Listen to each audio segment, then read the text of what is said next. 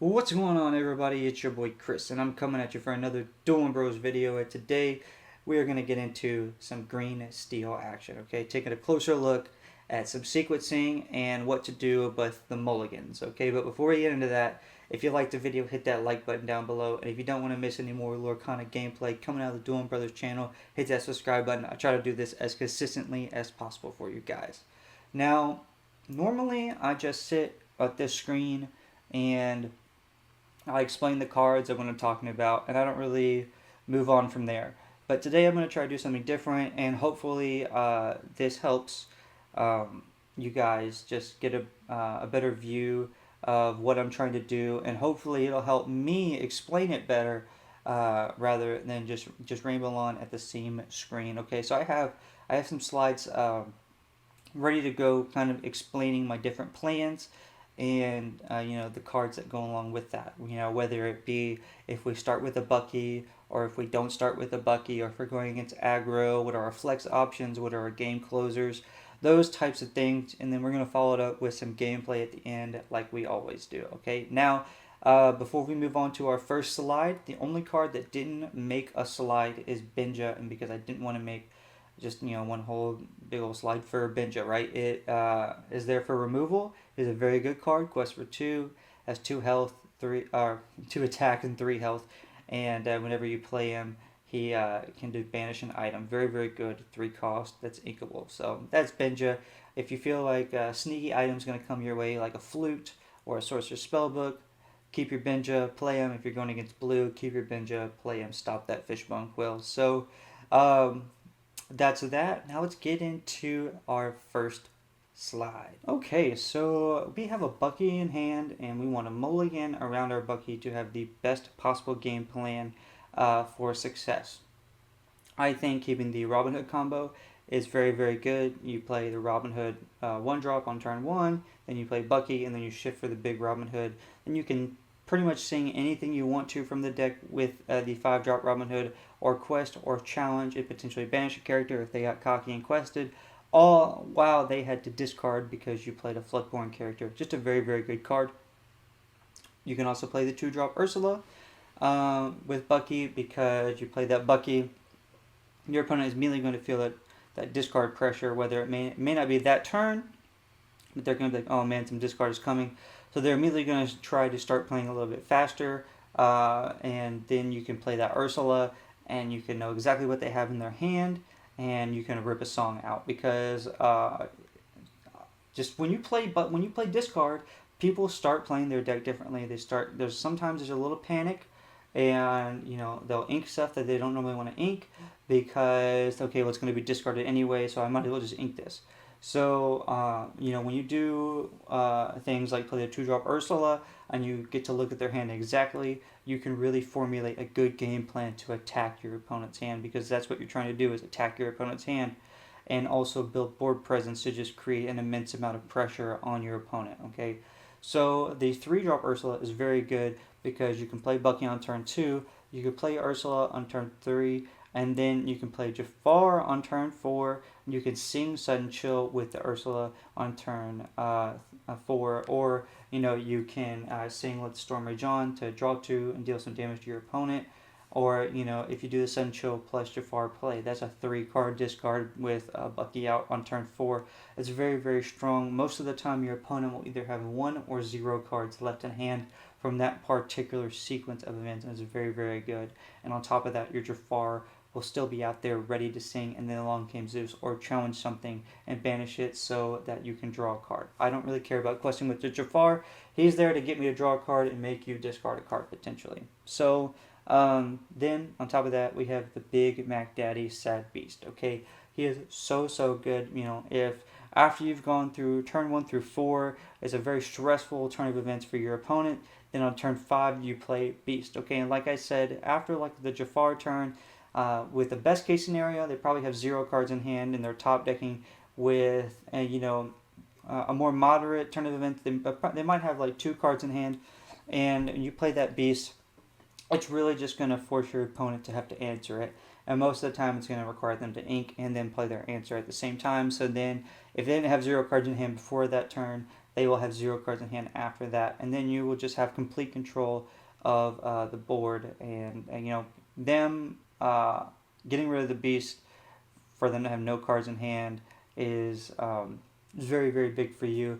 And then if he does survive, then they don't answer him as soon as you play him. And then it's super, super devastating. You're gonna outdraw them every turn, and you will have had cards in hand anyway to begin with, and it's a very, very strong sequence of events, and just puts a lot of pressure on your opponent.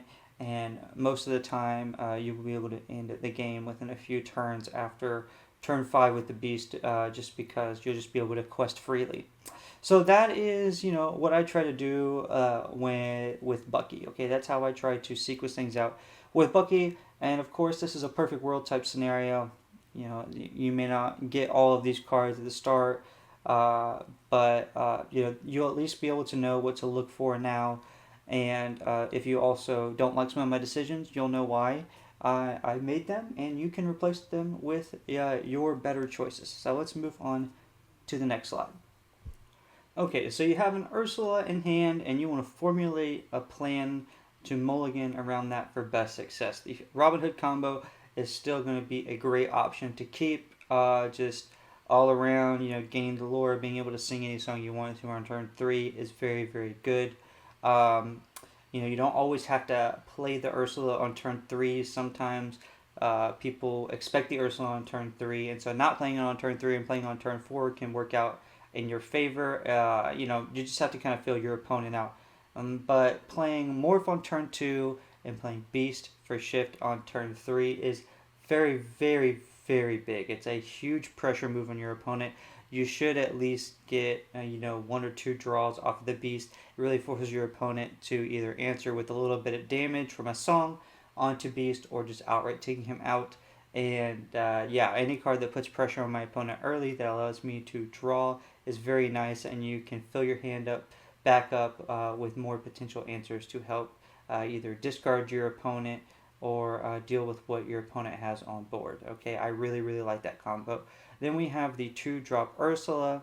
Never going to be bad to look at your opponent's hand and potentially take a card out of their hand, a song rather, and it's just really good. So you play that on turn 2, and you just get that ball rolling, and you can formulate a game plan around knowing what your opponent exactly has in their hand. And then, of course, we have these songs that can be sang by Ursula. Let the Storm Rage On, potentially deal 4 damage and draw 2 cards. Sudden Chill, potentially draw 2 cards. Strength of a Raging Fire, kind of has a high limit, right? You can deal 1 damage twice, 2 damage twice, 3 damage twice, 4 damage twice, 5 damage twice. It is, it just depends on how many characters you have on board. And that is what makes that card so good, is the high, the high cap for it. If you have 6 characters on board, that's 6 damage. How often does that happen? Not very often, but it could happen, and the possibility of that is why I really, really like this card, especially being able to be sang for by 3-cost characters, being able to be sang twice by Ursula. So this is what I would look for if I would start with Ursula. Like I said, playing the Robin Hood on turn 3 or shifting for the Beast on turn 3 is never a bad option. Don't always think you have to play your Ursula on turn 3. Most people are expecting that, and you might catch them off guard by playing, by shifting for something else and then playing the Ursula on turn 4. So that's just my opinion. And like I said before, if you feel like you don't like any of my suggestions and you want to make some swaps, hopefully I made, I explained it enough to where you can easily say, all right, I know why he did this, and I will just swap that with this because I like this better. Hopefully my explanations make that part at least easier for you if you didn't like any of the cards I'm using. Okay, so time to play in against aggro. Steel has all the answers against aggro, and we just need to use a couple of green cards to help get those answers out as efficiently as possible, and just really stop aggro before they can get going. Okay, so how we're going to do that is the Robin Hood combo. Like always, it's never bad combo to keep in hand. You can take out a character, gain 2 lore, and it's a nice little banish a character, gain lore swing. That's never bad, as most aggro decks, their characters only attack for 1 or 2, and their health is like 3 or 2. So you can really start effectively taking out those characters and gaining lore at the same time. Okay, and then you have Morph. Morph is probably going to be the MVP against aggro because you can choose what you want to shift on for what scenario you're in at the moment. Okay, you can play Morph on turn 3 and shift for Big Tank on turn 4. If you're going against Amber Purple, bye bye Pinocchio, bye bye Maleficent, bye bye Lilo. There's just so many cards out there that have just 1 health that are really, really good in aggro. And, a good time Tinkerbell can just, boom, take them off the map. And if you play Tinkerbell, then you can sing Grab Your Swords. That's 3 damage to every character on their side of the board. Most of the time, that'll just completely wipe out an aggro board. And that's just that. So, Morph is very, very, very good. And you, of course, can shift for the Beast on turn 3 if you want to. If they're not, it doesn't feel like they're coming out that strong, and you can get a little risky and you want to draw some extra times rather than, potentially just play cards to deal with your opponent. You can do that. Sometimes it works out. Beast can still sing Grab Your Swords. So if you already have a swords in hand, that's not that bad. Or maybe if you want to look for swords, that's not that bad. You have multiple options you can go when you're playing steel. Then the 2-drop Ursula, of course, aggro, they're going to try to play draw songs most of the time so they can play characters. So you really want to rip the songs out of their hand, and sometimes that would have been their ink for that turn. So you can just really hit aggro where it hurts. They don't try to ink that much, so just being able to rip what ink potentially out of their hand or draw a card out of their hand is just very, very, very, very strong. Then we have Jafar. Again, you get to draw if you banish something, so Jafar is just really good in this matchup. Most things only have up to 3 health. They try to go low to the ground and very, very fast. So I think Jafar is a good card to keep in your starting 7 if you're going against an aggro deck, because you can draw when he banishes something. Then we have Let the Storm Rage On and Grab Your Swords. You're going to get to draw, take out something with 2 health, and when you're seeing that on turn 3, most of the time an aggro deck will have something that can be popped with just 2 health, and you can draw a card. And then of course Grab Your Swords, just that board, that clear that board state up and just allow you to come back and fully take over the game, because your opponent is going to have any cards in hand because they are going to have emptied it, instead of just inking every turn most of the time because they're trying to get to 20. So that's super fast, like 4 or 5 turns. So that's just my plan against aggro, and like I said before, hopefully this helps you figure out what you want to do and formulate your plan against aggro. And if you don't agree with any of my decisions, hopefully you can do an easier card swap with knowing how I made my decisions. Okay, and now let's just talk about the game closers. So the 6-drop Robin Hood, quests for 4, attacks for 4, and he has 5 health. So he just puts that really big questing pressure on your opponent. Another card that they have to answer. Otherwise, 2 turns of questing with this guy, that's 8 lore right there. That's almost half of what you need to win the game. Very, very, very strong. Okay, and then we have the 7-drop Cinderella. She can shift on turn 5 if she has resist 2, 5 attack, 5 health. Quest for 3, and whenever you play a song, you can attack a character that's ready. So she can really help you stop your opponent from questing if you need be, or put that questing pressure on.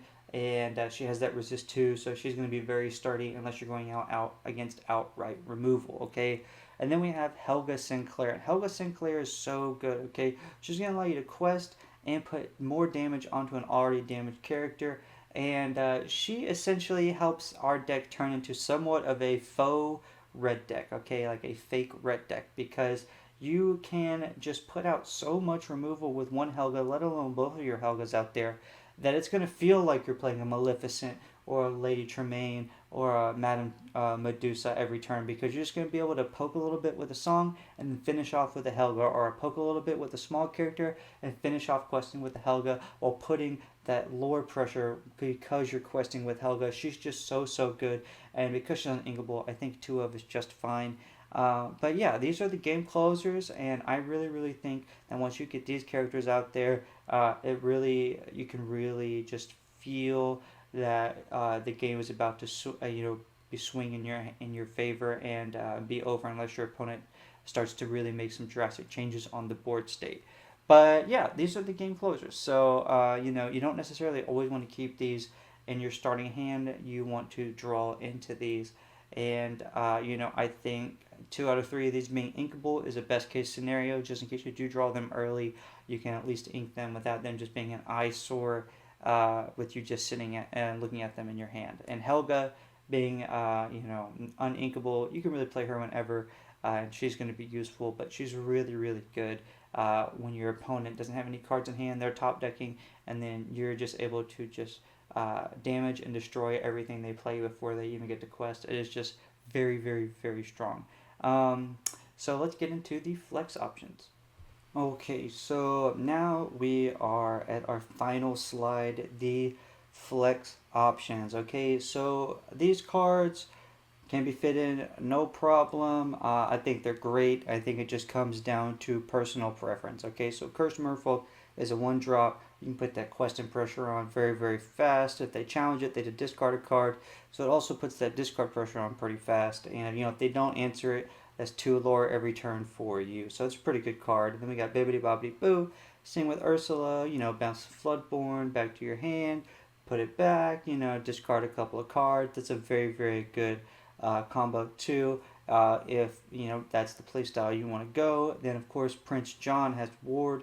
Whenever your opponent discards a card, you get to draw a card for each card they discarded. He quests for 2. The only downside is he'll get taken out with Grab Your Swords at the same time Bucky will. So it's kind of like a if you get hit with Grab Your Swords, it's kind of like a big swing. But again, that's still a great card and helps you draw where there's not too many draw cards in this archetype.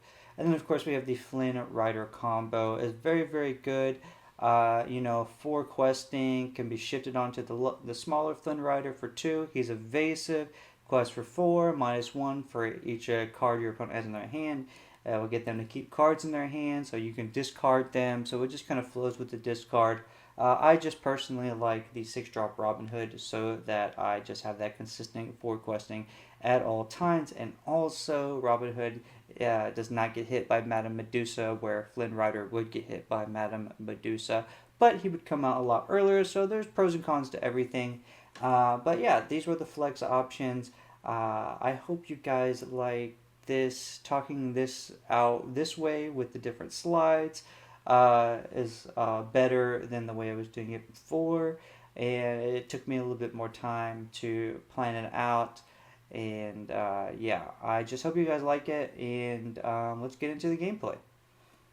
Okay, so we're going against the Mirror, and we're going second. So we know they're going to want discard. We're only going to need one of our Ursulas. Won't need Grab Your Swords. We need one Jafar. Don't need Cinderella. We could probably keep Helga. She might help, but we would need her to shift to be successful. We don't have a morph, so we'll get that away. We'll mulligan 5. We got our Benja, a Storm, a Strength, a Robin Hood, and a Beast. Not necessarily the best, but we'll be able to make it do, I think. Okay, and now we got our morph, so that's going to be neat. I don't see them playing an item, so we'll pass.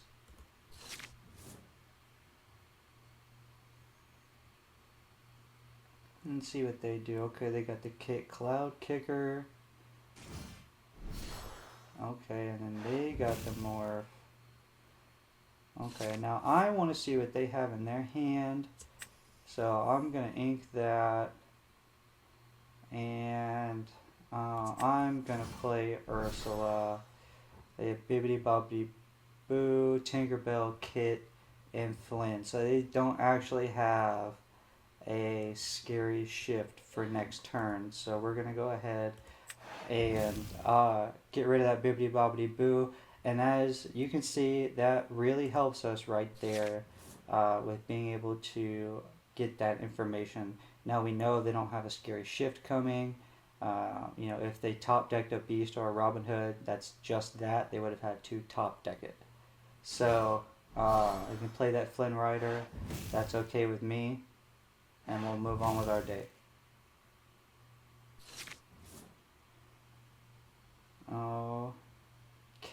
So what we want to do now,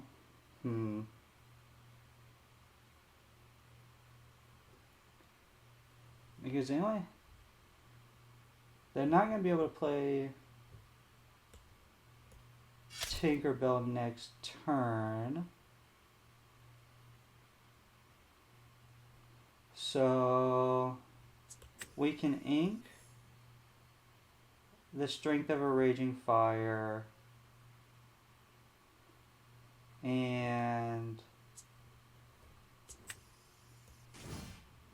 we can play Bucky and we'll pass. Now they have to ink the Tink. And now they play their Jafar. That's what I thought. Something like that would transpire. I didn't think they would attack with the Flynn, but it happens. Okay, so now we'll play our own Jafar and make them discard.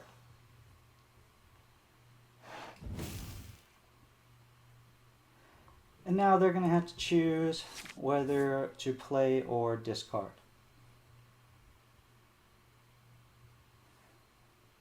Or play or ink. Play or ink. And so I imagine they're also going to want to quest. Correct. Good for you. Okay, so we don't have anything to sudden chill now. We'll go ahead and we'll play Morph so that we can sing Storm onto Jafar to draw, and then we'll take out their Jafar. That way they can't follow up, because if we would have attacked into their Robin Hood or Flynn, first of all, if we attacked Flynn, we would have had to discard. I don't necessarily want to do that right now, and if we would have attacked into one of these two, he could have followed up with his Jafar and forced us, or he could have got to draw. So I want to stop that. So now we'll move on. They have to ink if they want to keep up with ink, right? Okay, and they decided to stop my Jafar and now questing, I imagine, yeah. Okay. So we got our Helga Sinclair. Okay, so now this is where she comes in handy. Now I don't even have to discard a card. I will just shift with her, no big deal. And I will quest. And we'll pop. And we'll take the consistent route. And we'll pass.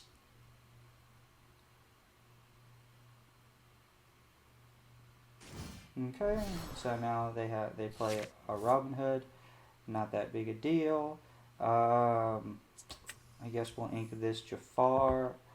And then we'll go ahead and play a beast so that we can really get this going. And we'll quest for 2 to 4. Okay, and then they play their own Helga. Makes sense. Makes sense. Okay, I kind of expected that. I expected a attack into Helga, so when they quest with theirs next turn, it won't be a big deal.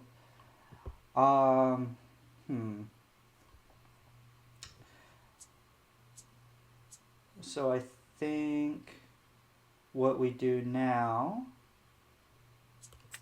is we just play another beast. And I'll ink this Robin Hood, and I'll probably end up playing the 6-drop Robin Hood next turn. Okay, and so now I'm just... Oh, what am I doing? Oh, no. No. No. No. No. Oh, my God.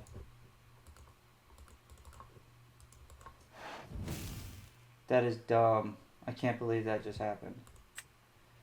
Can't believe I did that. Oh, well. Oh, well. I still think we're going to win this game, but it's those type of things I really hate Pixelborn about. That was retarded. That honestly was just retarded.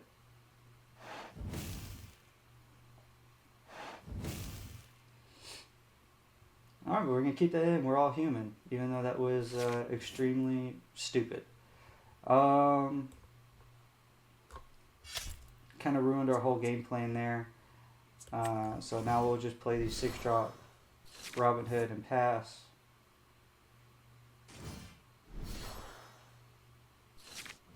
Alright, that's what's up. Now we'll play our Cinderella, and we'll ink the morph. Okay, and then they surrender.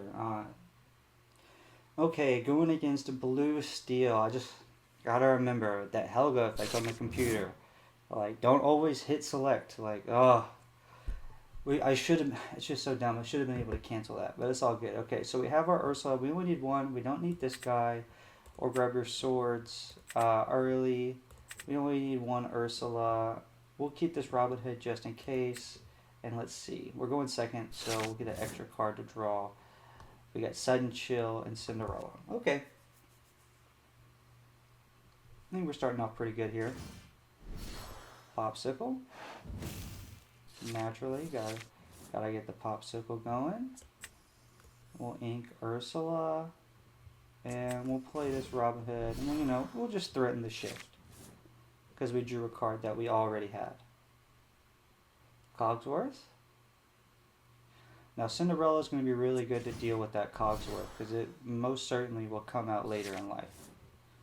Okay, we're going to have to ink that one there though. That's A-okay. And we'll play Bucky. And we'll pass.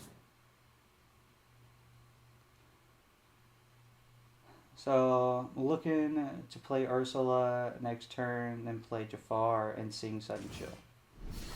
That's what we're looking for.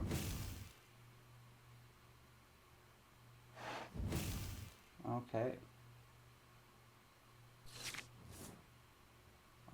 They might have the swords though, so we do have to be careful. We do have a Jafar to ink at the moment.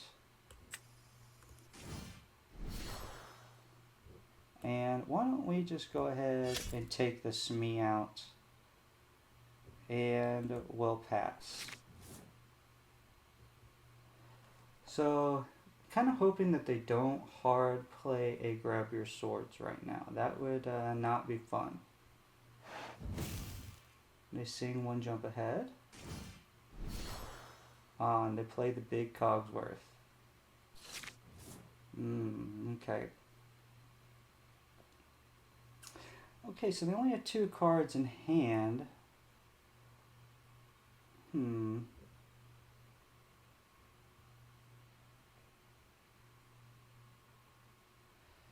So,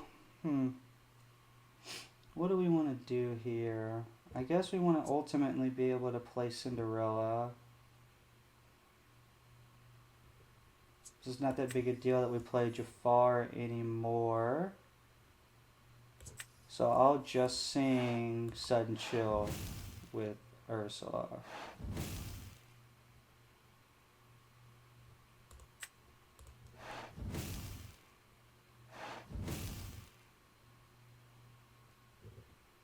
And let's see what we got rid of. Whole New World and Lucky Dime. Those are a couple of good ones right there.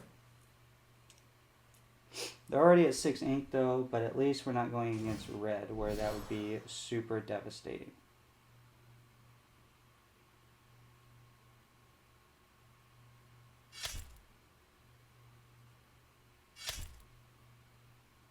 Okay, that makes sense. Don't want to deal with that anymore. I understand. Alright, you don't have any more cards in hand to be afraid of. So we'll play Beast and pass.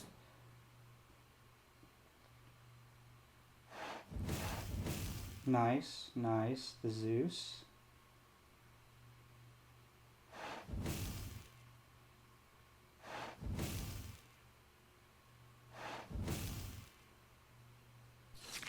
Alright. Play another Beast and pass. You gonna draw another Zeus? I thought they might, then they might still. Still a possibility.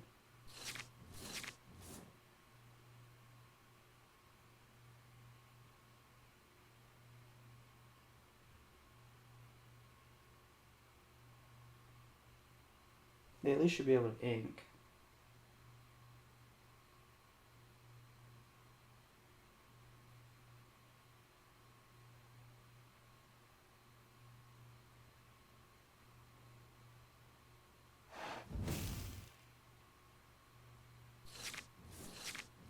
Oh, that was interesting.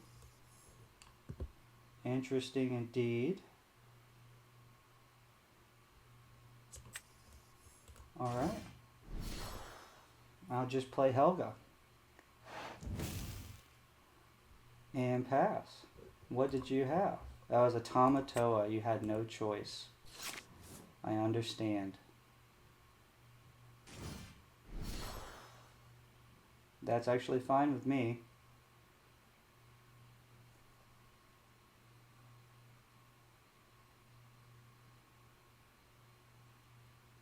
Because now my beast will be doing a bunch.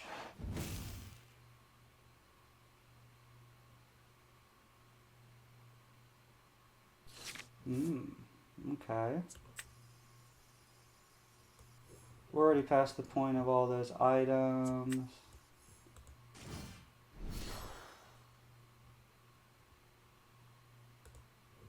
Alright. Now you're gonna set me up, friend. What is... Whenever an opposing character is banished, you may ready this character. Okay. I've never played against that card before.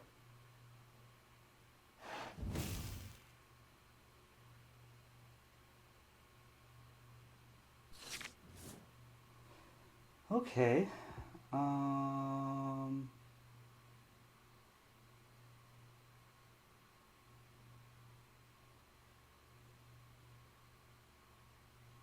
Let's see. We'll play that Robin Hood.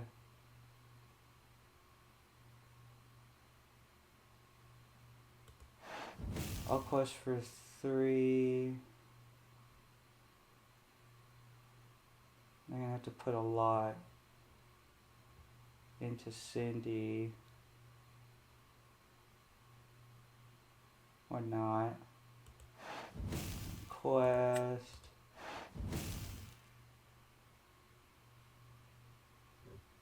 And then I'll pass.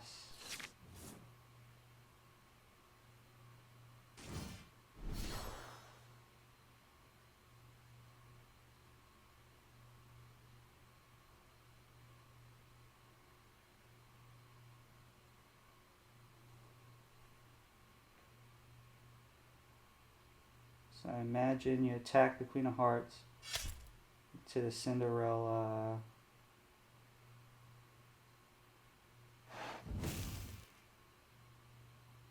Okay.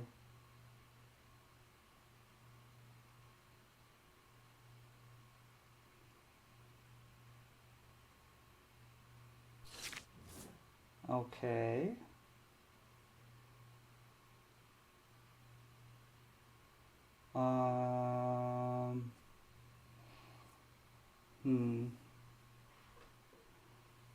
So they all have resist 1 until I take out Cogsworth. So I'm only going to take 1 from Grab Your Swords. So I feel like I should play Robin Hood, sing Swords with Beast,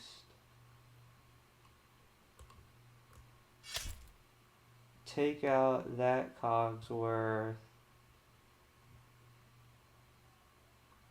and then take out that Tinkerbell, and pass. This is an interesting game state we got going on right here. Okay, now we got Captain Hook. You can always draw off your lucky dime. I think that's what you can do.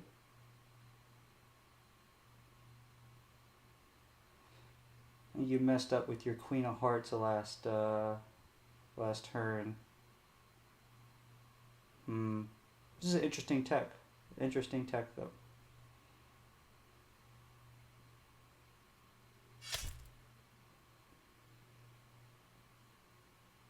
Okay. And now he gets to awaken. I assume you're going to attack the beast now, right?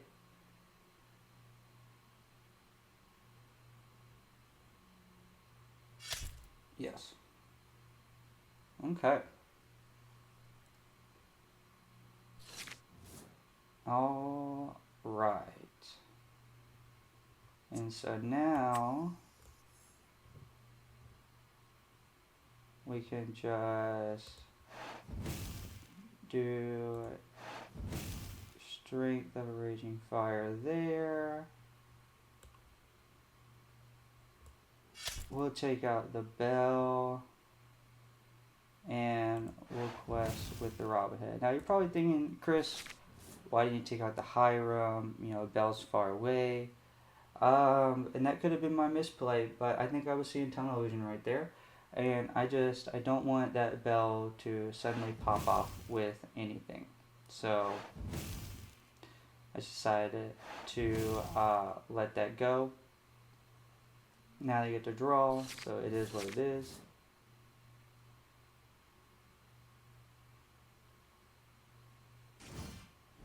They play another bell.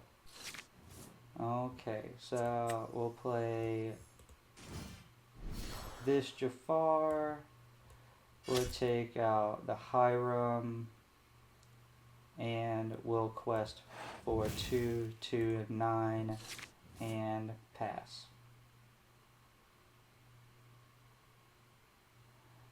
So it's kind of, you know, working out in our favor. You know, they didn't, you know, we were able to get them to discard, and now like the cards they're drawing were either are, you know, big boys, uninkables, or, you know, cards that just are songs that can't be taking up board space. So we got that out of the way. Now we'll quest for 3 and all the way to 15. 3, 2, and 1 all the way to 15. And you know, they gotta have some answers right here or it's game.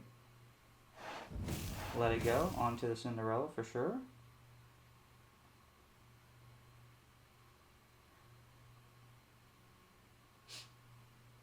Bell into the Jafar.